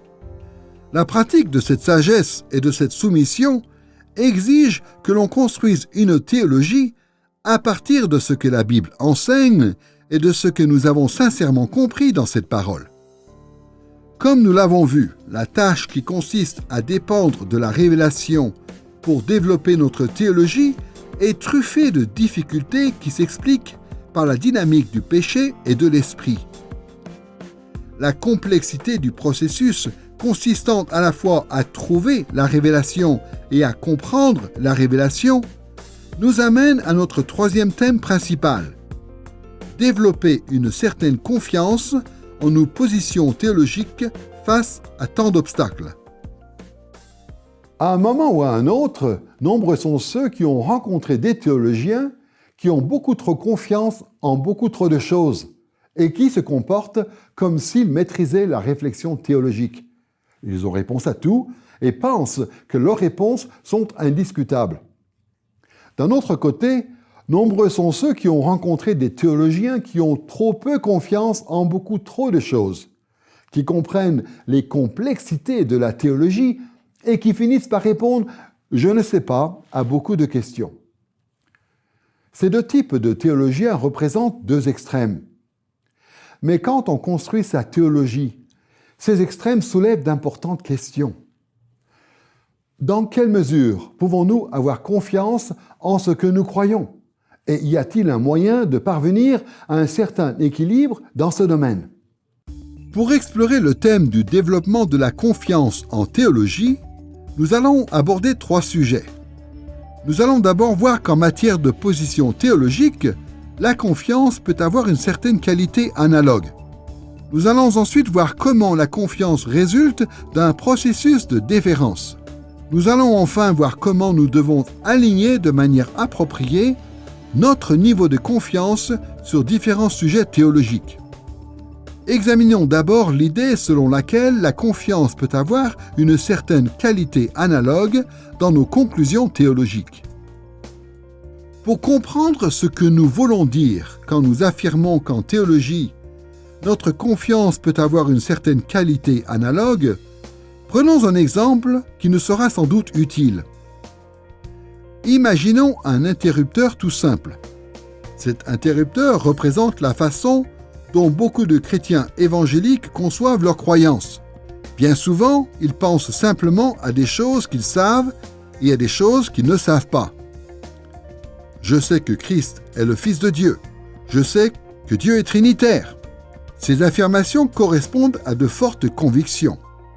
Pourtant, selon ces mêmes chrétiens, il y a des tas de choses qui sont incompréhensibles ou que l'on ne peut pas connaître. Je ne sais pas comment un Dieu bon peut permettre le mal.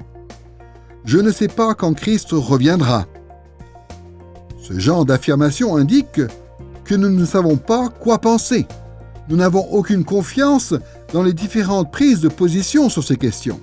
Dans bien des circonstances, cette façon d'aborder les convictions théologiques est tout à fait adéquate et consiste simplement à dire « je sais ceci, mais je ne sais pas cela ».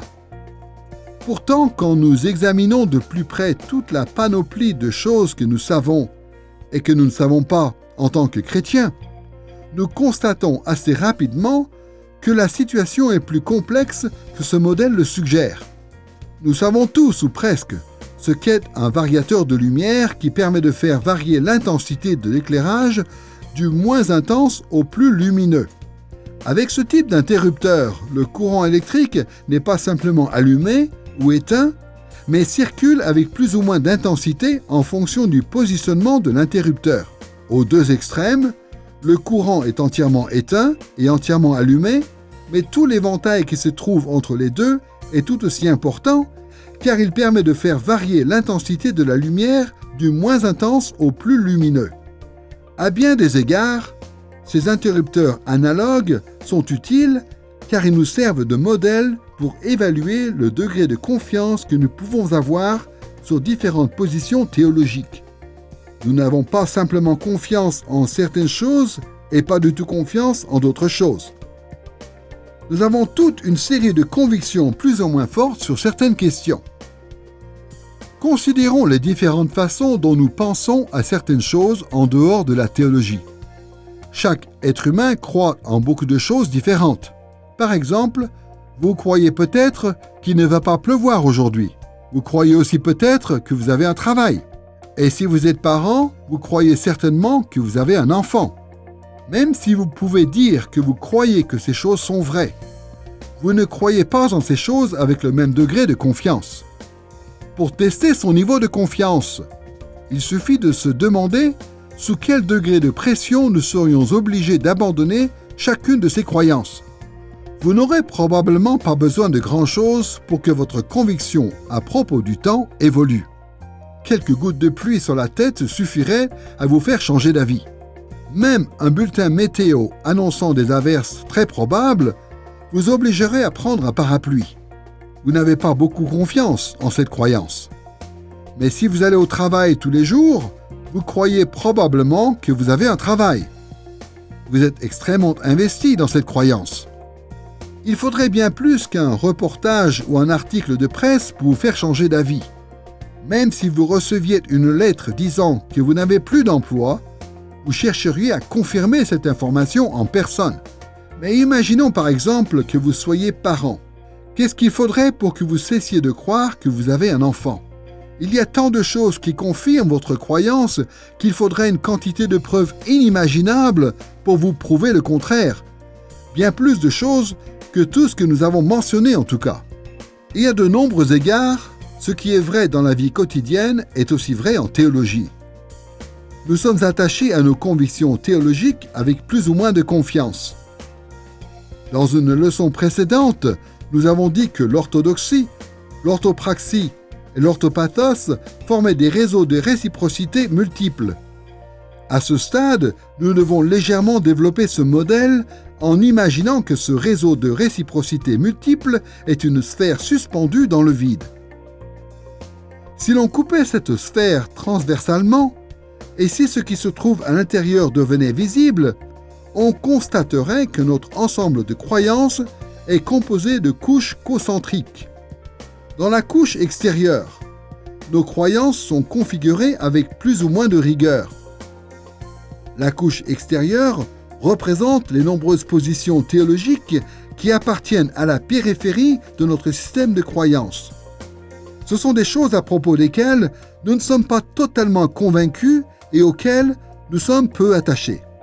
Et on se surprend tout le temps à changer, à supprimer ou à ajouter des choses à ce système de croyances, et ceci avec une certaine facilité. Au centre ou au cœur de la sphère, notre ensemble de croyances est tellement entremêlé qu'il ressemble à un bloc quasiment unifié. Le cœur de notre réseau est composé de convictions fondamentales, de configurations centrales de notre foi auxquelles nous sommes attachés avec un niveau de confiance très élevé. Il est très difficile de modifier, de supprimer ou d'ajouter des choses à ces convictions centrales car, si on le faisait, cela aurait des répercussions dramatiques qui reconfigureraient en grande partie toutes les autres choses auxquelles nous croyons. Enfin, entre la partie centrale et la couche extérieure, il y a une série de couches composées d'un ensemble de croyances liées entre elles de manière plus ou moins rigoureuse. Les couches les plus proches du centre sont plus densément configurées et plus difficiles à modifier. Quant aux couches les plus éloignées, elles sont moins densément configurées et moins difficiles à changer. Il est vraiment important que l'on distingue les choses qui sont vraiment claires dans l'Écriture de celles qui sont beaucoup moins certaines, tout simplement parce que c'est ce que fait la Bible.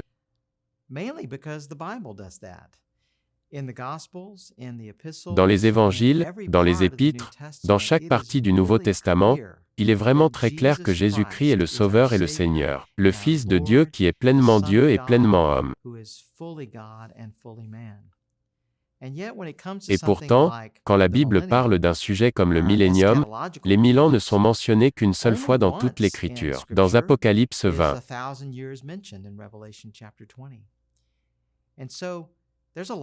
Il y a donc beaucoup de débats parmi les chrétiens sur le sens de ce règne de Christ et sur la forme qu'il va prendre. Et dans la mesure où l'Écriture n'insiste pas sur ces 1000 ans, il s'agit de respecter le fait que les chrétiens aient des avis différents sur cette question, à différentes périodes de l'histoire. Certaines choses sont vraiment claires, et d'autres le sont beaucoup moins. On doit savoir faire la différence. Pour dire les choses simplement, en théologie, le développement de la confiance a non seulement une certaine qualité analogue, mais nécessite aussi un processus de déférence. Dans le cadre de ce processus, nous nous soumettons à la façon dont le Saint-Esprit nous enseigne et nous convainc de nos positions théologiques. Le Saint-Esprit nous illumine pour que nous placions notre confiance dans la vérité de la révélation de Dieu. Mais il enseigne et convainc le peuple de Dieu de différentes manières. Comme de nombreux exemples de l'Écriture l'indiquent, l'Esprit de Dieu est libre de façonner nos convictions théologiques de manière extraordinaire. Mais il est tout aussi juste de dire que l'Esprit de Dieu nous accorde certaines convictions théologiques de manière tout à fait ordinaire. La diversité de l'œuvre de l'Esprit est semblable aux différentes façons dont Dieu dirige souverainement chaque dimension de l'histoire. Le chapitre 5, section 3 de la Confession de foi de Westminster résume bien l'enseignement de l'Écriture à propos de la providence de Dieu. Dans sa providence, Dieu se sert habituellement de moyens, cependant, il est libre d'agir, s'il lui plaît, sans moyens ou à l'encontre d'eux. Cet article décrit la façon dont Dieu utilise des moyens, des causes secondes ou des instruments qu'il a lui-même créés pour accomplir sa volonté sur la terre. Il accomplit ses plans en utilisant des causes secondes et des instruments qu'il a lui-même créés pour parvenir à ses fins. Mais en même temps, Dieu n'est pas prisonnier de ses moyens ordinaires. Il est aussi libre d'accomplir sa volonté sans moyens ou à l'encontre des instruments qu'il a créés. Dieu est souverain. C'est en lui que nous avons tous la vie, le mouvement et l'être. Mais il y a aussi des causes secondes. Si je veux donc traverser la pièce dans laquelle je me trouve, je ne peux pas le faire sans la puissance de Dieu, qui m'en rend capable. Et pourtant, si je veux traverser cette pièce, je ne vais pas flotter en l'air. Je vais me lever, mes muscles vont commencer à bouger, et je vais mettre un pied devant l'autre. Les causes secondes qui me font aller d'un point à un point B, ce sont les mouvements de mes jambes et la contraction de mes muscles. Toutes ces choses en mouvement, ce sont des causes secondes. Et cela nous permet de ne pas opposer cause première et cause seconde.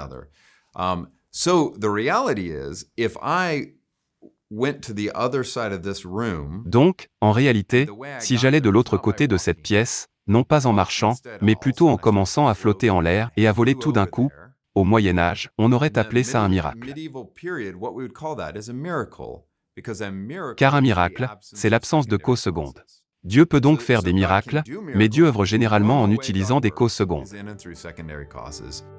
De la même manière, il est utile de distinguer les moyens extraordinaires des moyens ordinaires que le Saint-Esprit utilise pour nous illuminer et confirmer nos positions théologiques.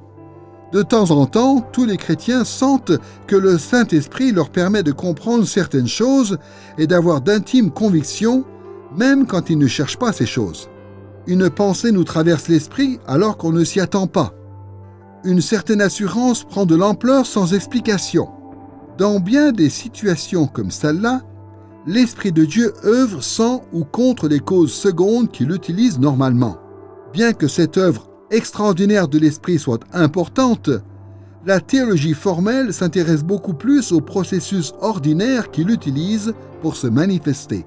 Comme nous l'avons vu dans une leçon précédente, l'Église reconnaît que 3 matières principales doivent se trouver au cœur des programmes enseignés dans les instituts de formation traditionnels.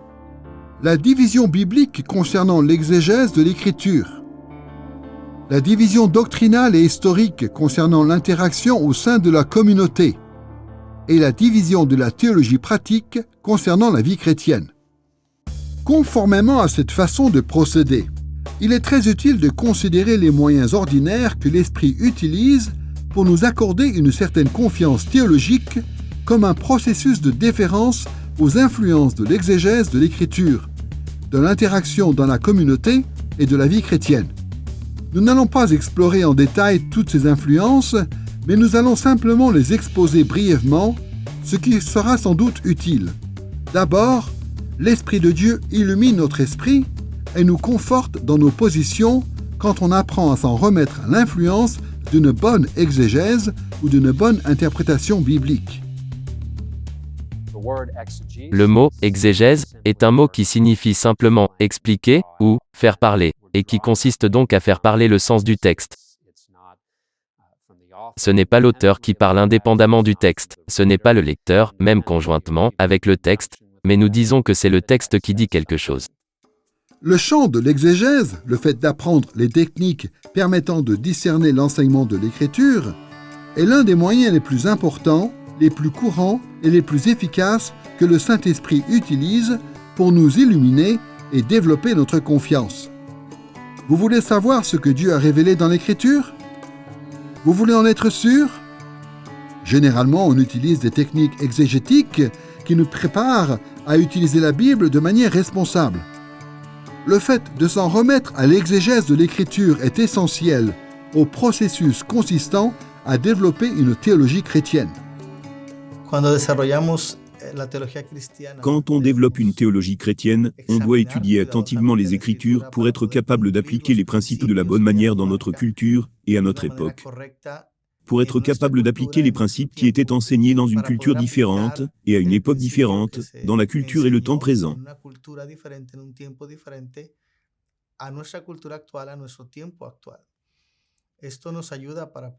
Cela nous aide à vivre la théologie chrétienne conformément à ce que Jésus a révélé et enseigné. Quand on n'applique pas ces principes de la bonne manière, cela peut nous amener à développer une théologie différente de celle que Jésus a enseignée. On doit donc attentivement analyser les Écritures pour suivre les mêmes principes que ceux enseignés par Jésus.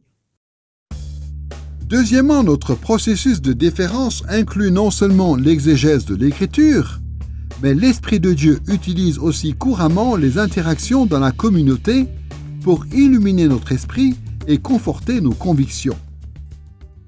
L'exégèse biblique directe n'est pas la seule influence dont nous avons besoin. Nous avons aussi besoin de l'aide de la révélation générale et surtout de l'interaction avec d'autres croyants. En fait, une exégèse directe sans communauté est très dangereuse. Comme nous le voyons encore et encore, la première étape qui mène à l'hérésie, c'est souvent l'exégèse. Le fait d'interagir avec d'autres croyants, d'apprendre et d'évaluer ce qu'ils pensent de la révélation de Dieu, doit jouer un rôle crucial dans notre théologie. Au sens le plus large du terme, Dieu a décrété que tous les hommes interagissent pour s'aider entre eux. Mais l'interaction parmi les croyants, là où l'Esprit demeure dans toute sa plénitude, est particulièrement importante dans le cadre de ce processus. Quand nous parlons d'interaction au sein de la communauté, les questions suivantes se posent. Qu'est-ce que l'Église du passé croyait dans ces domaines? Qu'est-ce que les croyants qui aiment Dieu autour de moi pensent de cette question ou de ce sujet? Quel rapport y a-t-il entre mes opinions personnelles et les opinions des autres? Le fait de s'en remettre à l'interaction communautaire est essentiel au processus consistant à extraire la théologie de la révélation de Dieu. En tant que protestants, nous dépendons de l'interprétation communautaire, parce que l'Écriture dit bien qu'en tant que saints, on doit évaluer chaque déclaration pour savoir si elles sont vraies ou pas. On ne se fie donc pas automatiquement à quelqu'un qui dirait « Regardez, le Saint-Esprit m'a révélé ceci ». Comme on le sait, en Afrique, il y a beaucoup de « révélations » que les gens reçoivent du Saint-Esprit. Notre rôle en tant que frère consiste à dire « Attends un peu, cher frère. Est-ce que nous acceptons et confirmons ton interprétation, ou pas ?» Nous dépendons donc également de l'interprétation de la communauté. L'Écriture a été donnée à l'Église. Et quand on lit l'Écriture, on doit donc lire l'Écriture. On doit étudier l'Écriture. On doit apprendre à prier l'Écriture. Et si on veut vivre l'Écriture, on doit le faire au sein de la communauté du corps de Christ. Mais pas seulement ça. On doit aussi le faire avec les pasteurs, les anciens, et ceux qui sont spirituellement mûrs et capables de nous aider à découvrir quels sont les problèmes qui, dans nos vies, nous empêchent de vivre la puissance transformatrice de Dieu quand je le rencontre dans sa parole.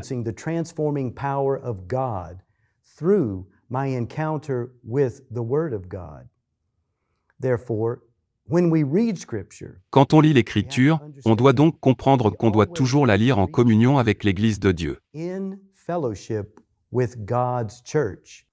Troisièmement, outre le respect dû à l'exégèse et l'interaction au sein de la communauté, nous devons aussi reconnaître que la vie chrétienne joue un rôle très important, car elle nous accorde la confiance dont nous avons besoin quand nous suivons la direction de l'Esprit. Le fait de vivre pour Christ nous permet de nous préparer pour une bonne exégèse biblique et de bonnes interactions avec les autres. Et le fait de marcher fidèlement avec Dieu constitue une arène dans laquelle il est possible de tester nos positions théologiques. L'expérience du succès et de l'échec, la prière, l'adoration et le service de Dieu Toutes ces choses sont des dimensions de la révélation générale qui sont aussi des instruments que l'Esprit utilise pour illuminer et nous convaincre de certaines positions théologiques. Notre identité et les expériences que nous faisons en vivant pour Christ constituent une troisième influence à laquelle nous devons nous remettre. L'Esprit utilise la vie chrétienne pour illuminer notre esprit et nous assurer que nous avons correctement compris la révélation de Dieu. Il se passe quelque chose de très différent quand on lit la Bible, dans le sens où il ne s'agit pas simplement d'interpréter ce que l'auteur a voulu dire dans son sens historique. Il ne s'agit pas simplement d'essayer de comprendre le contexte d'un texte. Il s'agit essentiellement de s'engager avec Dieu, car nous croyons que les Écritures sont inspirées de Dieu, le produit de son souffle. C'est l'un des principaux endroits où Dieu se révèle et parle de lui-même. C'est aussi là où il rencontre son peuple, que ce soit sur le plan individuel ou collectif, dans le cadre du rassemblement du peuple de Dieu. Et donc, notre condition spirituelle fait véritablement partie de tout ce processus interprétatif. Jusqu'à présent, nous avons vu que le développement de la confiance théologique a une certaine qualité analogue, c'est une question de nuance, et que l'Esprit de Dieu utilise généralement un processus de déférence pour nous donner la confiance dont nous avons besoin. Nous sommes maintenant en mesure de voir comment nous devons nous aligner de manière appropriée sur les niveaux de confiance qui sont les nôtres dans le cadre de différentes croyances. Quand nous disons qu'il faut aligner nos niveaux de confiance en théologie, nous pensons à l'importance de déterminer la force de nos nombreuses convictions théologiques de manière responsable. Nous devons éviter d'accorder plus d'importance à certaines croyances en fonction de notre propre jugement. Il serait plus sage de considérer comment l'exégèse de l'Écriture, l'interaction avec la communauté et la vie chrétienne coopèrent pour soutenir ce que nous croyons. L'idée selon laquelle nos niveaux de confiance doivent s'aligner en théologie peut s'avérer relativement complexe. Mais pour bien comprendre comment l'alignement approprié de nos convictions fonctionne, il existe un modèle utile que nous appellerons le cône de certitude. Imaginez que l'on supprime une section de la sphère de nos croyances pour créer un cône qui s'étend des bords extérieurs jusqu'au centre. Si l'on met ce cône à la verticale, les différentes couches révèlent une échelle de confiance sur laquelle reposent les différentes croyances auxquelles nous tenons. Le sommet du cône correspond à nos convictions fondamentales. La base du cône représente le bord extérieur de nos croyances. Entre le sommet et la base, il y a des croyances auxquelles nous tenons avec différents niveaux de confiance. En tant que théologiens chrétiens, notre responsabilité principale consiste à déterminer à quel niveau on doit placer certaines croyances. Une fois que l'on a décidé qu'une position théologique rentrait dans la catégorie de la foi chrétienne, il faut décider à quel niveau placer cette position sur le cône de certitude. Est-ce qu'elle devrait être située vers le haut et acceptée avec un degré de confiance plus élevé? Ou est-ce qu'elle devrait être située vers le bas et acceptée avec un niveau de confiance moins élevé? Bien sûr, il ne fait aucun doute que le Saint-Esprit peut parfois créer en nous des niveaux de confiance de manière extraordinaire. On se surprendra parfois à croire fermement en quelque chose sans pouvoir pleinement le justifier. On aura aussi des doutes sur certains points de vue sans être totalement capable d'expliquer pourquoi. Parfois, on a simplement le sentiment ou l'impression que quelque chose est vrai ou faux. Nous devons donc être prudents quand nous faisons ce genre d'expériences et les soumettre à l'évaluation de la parole de Dieu. Mais cette œuvre miraculeuse de l'Esprit ne doit pas pour autant être ignorée. Mais d'ordinaire, comment l'Esprit nous permet-il de déterminer ou placer nos croyances sur ce cône de certitude? En général, on peut dire que, sauf exception rare, il vaut mieux aligner nos niveaux de confiance sur les conclusions du travail, consistant à s'en remettre fidèlement aux influences de l'exégèse, de l'interaction avec la communauté et de la vie chrétienne. En cherchant à nous soumettre à ces influences, l'Esprit permettra à bon nombre de nos convictions de s'aligner de manière appropriée. À un niveau pratique, le fait de s'en remettre aux influences de l'exégèse, de l'interaction avec la communauté et de la vie chrétienne exige que l'on se pose au moins 2 questions de base. D'abord, quel degré d'harmonie existe-t-il entre l'exégèse, interaction avec la communauté et la vie chrétienne sur un sujet particulier? Plus il y a d'harmonie, plus nous pouvons aussi avoir l'assurance que nous avons bien compris une question particulière. Ensuite, quand il y a une certaine discordance, est-ce que l'une de ces influences est plus claire que les autres? Quand une ou 2 influences sont mieux définies que les autres, nous avons tendance à placer plus haut sur le cône de certitude la conviction confirmée par l'influence la plus claire. Mais quand les influences de l'exégèse, de l'interaction et de la vie chrétienne sont discordantes et presque égales dans leur manque de clarté, nous avons tendance à placer ces convictions plus bas sur le cône de certitude. En fait, les influences qui font qu'on place différentes convictions à différents endroits sont diverses et variées. Mais on peut les résumer en pensant à ce que les Écritures enseignent, car les Écritures sont très claires sur certaines choses et moins claires sur d'autres. Et cela a tendance à faire monter ou baisser les choses. On peut aussi voir l'influence de l'Église chrétienne, de la communauté ou de nos interactions avec les autres chrétiens. Parce que, quand on voit le corps de Christ affirmer sans arrêt cette doctrine plutôt qu'une autre, au fil des siècles, ça devrait nous amener à penser que, même si nous ne sommes pas totalement convaincus personnellement, il est probablement certain que l'on devrait croire en ce genre de choses, ou plus que certain que l'on devrait croire en ce genre de choses. Et puis je pense que le 3e élément, c'est notre expérience chrétienne individuelle, notre vie chrétienne, notre expérience de la vie. Bien sûr, il faut garder à l'esprit que l'exégèse de la Bible est liée à la révélation spéciale de Dieu et à la vie communautaire avec d'autres chrétiens, et que la vie chrétienne est liée à la révélation générale de Dieu. On dépend donc toujours de Dieu pour apprendre des choses indépendamment de ce qui nous influence, et on demande au Saint-Esprit de nous aider à discerner ce que Dieu enseigne. Mais même si ces 3 éléments, ces 3 influences, ont un impact sur notre interprétation de la Bible, sur nos interactions avec d'autres chrétiens, sur nos vies chrétiennes, même si elles nous influencent, elles peuvent aussi parfois augmenter le niveau de confiance que l'on devrait avoir en certaines choses, certaines pratiques et certains sentiments. Et parfois, ces influences vont faire baisser notre niveau de confiance. De manière générale, bien que ce ne soit pas toujours le cas, généralement, plus notre interprétation de la Bible est harmonieuse, plus nos interactions sont en harmonie avec les convictions du corps de Christ dans son ensemble, plus nos expériences individuelles sont harmonieuses, plus toutes ces choses sont harmonieuses, plus nous aurons tendance à avoir l'assurance que nous avons placé notre confiance au bon endroit. Dans cette leçon, nous avons exploré la façon dont nous devons dépendre de la révélation de Dieu pour nous aider à construire notre théologie chrétienne.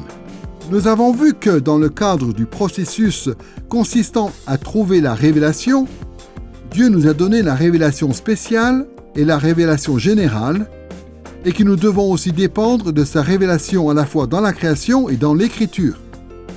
Nous avons aussi remarqué que la compréhension de la révélation est déformée par les conséquences du péché, mais possible grâce à l'illumination du Saint-Esprit.